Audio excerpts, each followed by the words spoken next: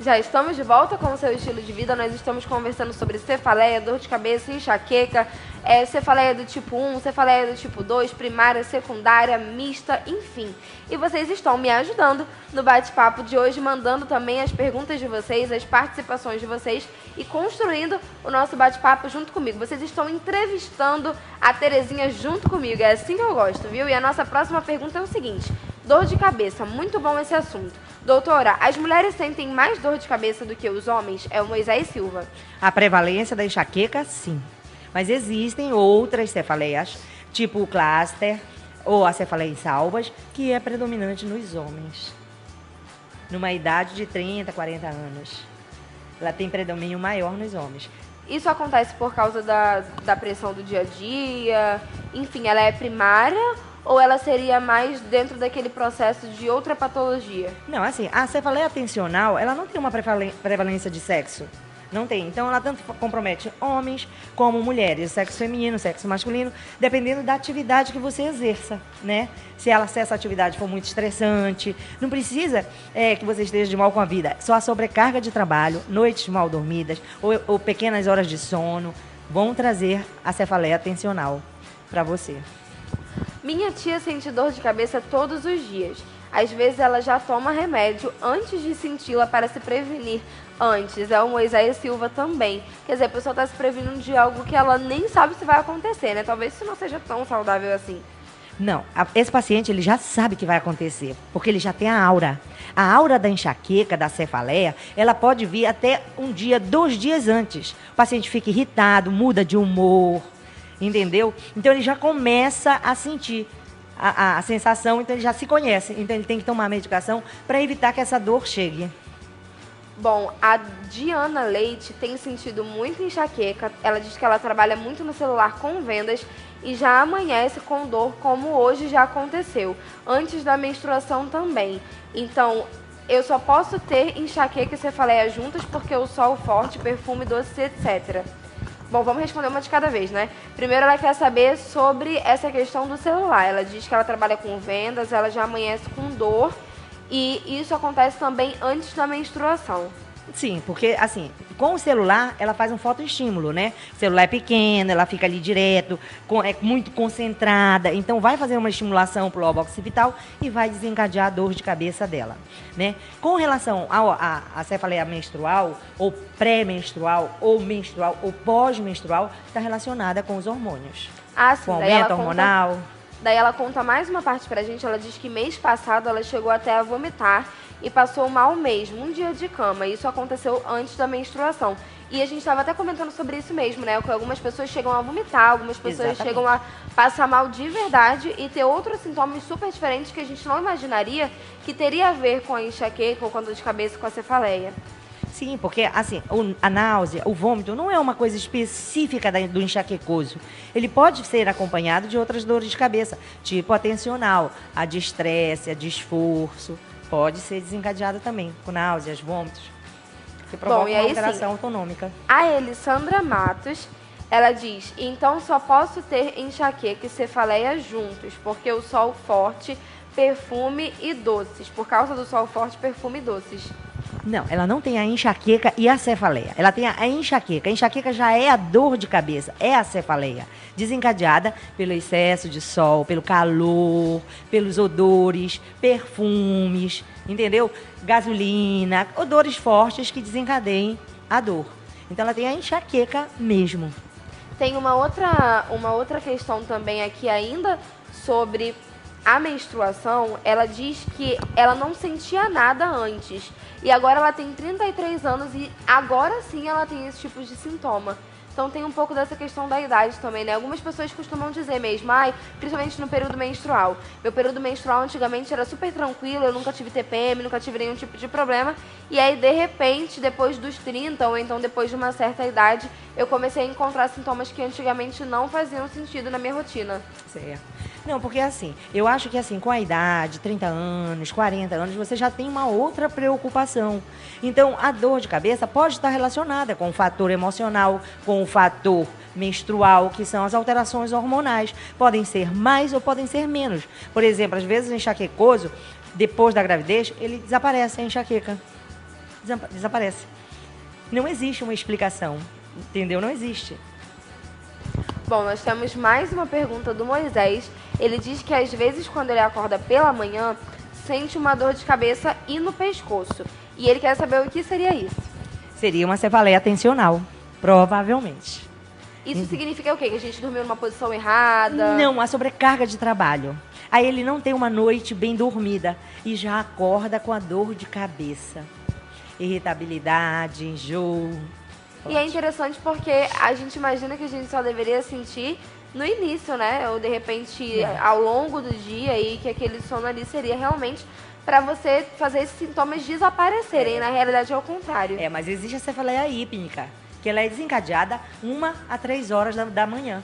Tem como a gente saber? Acorda com essa dor. Tem como a gente saber quais são os tipos? Tem. Nós temos vários. Nós temos a hípnica, nós temos da atividade sexual, né, que nós falamos, do esforço, né, das inflamações, das infecções, né, mastoidite, alteração na articulação temporomandibular também pode desencadear, bruxismos pode desencadear, entendeu? Bom, a Elisandra Matos quer saber se ela pode ter cefaleia e enxaqueca.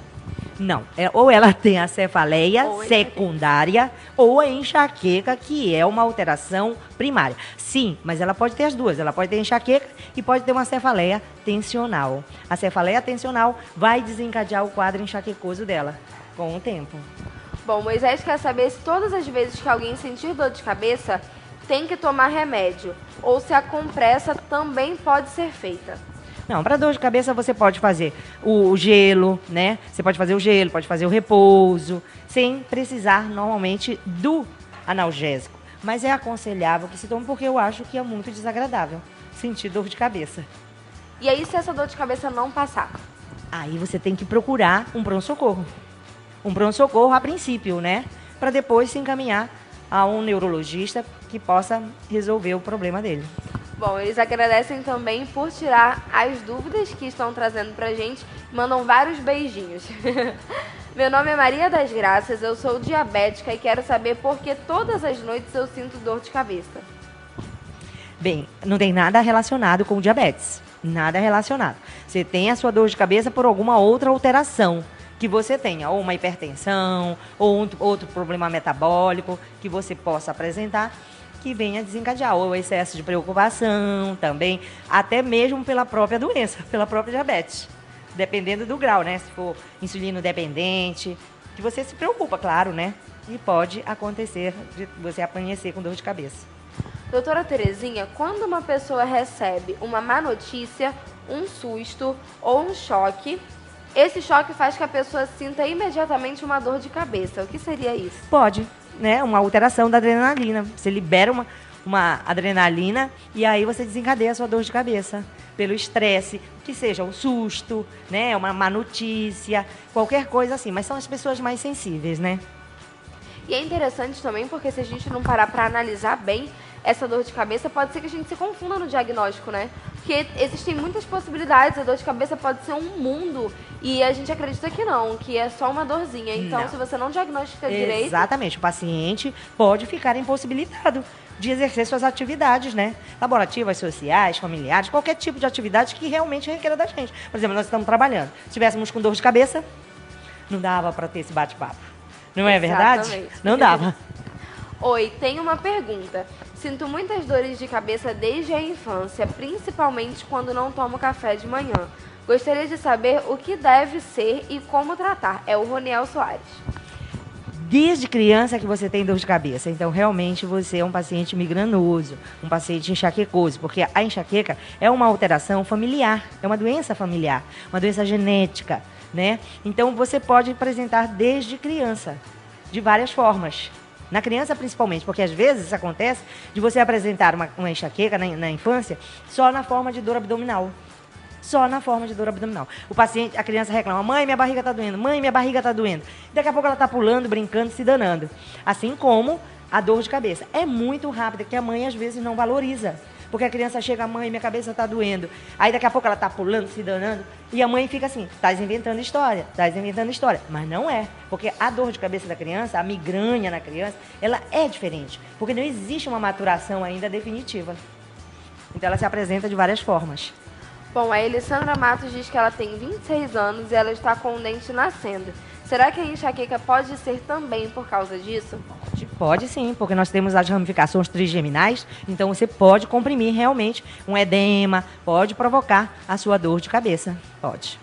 Meu nome é Drica, tô com muita dor de cabeça e tontura, fui ao médico e ele disse que é enxaqueca, passou um remédio, mas não funcionou. Bem, Drica, o problema é o seguinte, você tem que investigar para ver realmente. Eu acho que você deve estar apresentando sintomas de enxaqueca realmente. Mas se essa enxaqueca for muito frequente, você tem que fazer um tratamento profilático para evitar a quantidade de crises que você vem apresentando. Bom, e como que a gente pode falar sobre esses tratamentos, né? Que tratamentos são esses? Existem muitos tratamentos ou são tratamentos muito específicos e são poucos tratamentos especializados nessa área? Cada pessoa trata do jeito que ela quer, uma injeção resolve. Como que a gente resolve essa situação? Porque realmente, se tem uma coisa que não dá pra viver, gente, além de dor de dente, é dor de cabeça. Olha, por exemplo assim, a enxaqueca, ela é mais específica. Nós voltamos para a enxaqueca novamente. Ela é mais específica, porque assim, se eu tenho uma dor provocada por uma articulação temporomandibular, não posicionada normalmente, eu tomo uma dipirona, eu tomo um paracetamol, vai resolver meu problema. Mas a enxaqueca você não resolve com paracetamol. Você só resolve com derivados da ergotamina, com os triptanos, ou fazendo uma profilaxia dessa dor. Se você apresenta, por exemplo, hoje a gente já está preconizando que o paciente que tenha 1 a 3 dores de cabeça no mês já tem que fazer um tratamento profilático. Ou seja, fazer uma profilaxia, tomar uma medicação para evitar o curso dessas dores de cabeça. Falta de hormônios, ou então, não sei, o hormônio que está desregulado, alguma coisa nesse sentido, principalmente voltado para o público feminino, né? Pode causar também dor de cabeça? Pode provocar dor de cabeça. Baixa dos estrógenos, aumento dos estrógenos, alterações tiroidianas também podem provocar dor de cabeça, podem. Doutora, muito obrigada pela sua participação, muito obrigada por todas as dúvidas que foram tiradas, né? Muito bem, vocês também estão de parabéns. Nós fizemos praticamente os 2 blocos só com as perguntas de vocês e continuem ligados aí, entendeu? Continuem bem ligadinhos, porque nós ainda temos entrevistados no dia de hoje. Vocês ainda precisam me ajudar a fazer as entrevistas. Mas eu quero, antes da gente encerrar, que a senhora deixe, de repente, umas 3 ou 4 dicas, mais ou menos, para as pessoas que sofrem com dor de cabeça e que não aguentam mais passar por isso. Olha, o primeiro passo é você procurar realmente um neurologista. Daí o neurologista, ele vai investigar você de várias formas. Porque às vezes, o que acontece? O paciente, ele procura o oftalmologista, ele procura o otorrino e não tem nada a ver. Então, o primeiro passo é procurar um neurologista para conversar e resolver da melhor forma para ele, né? Que ele vai resolver o que está acontecendo. Se é realmente vascular, se é cerebral ou se é externa. Muito obrigada mais uma vez. Nós vamos para um breve intervalo, daqui a pouco a gente está de volta e eu estou esperando por você. Não sai daí.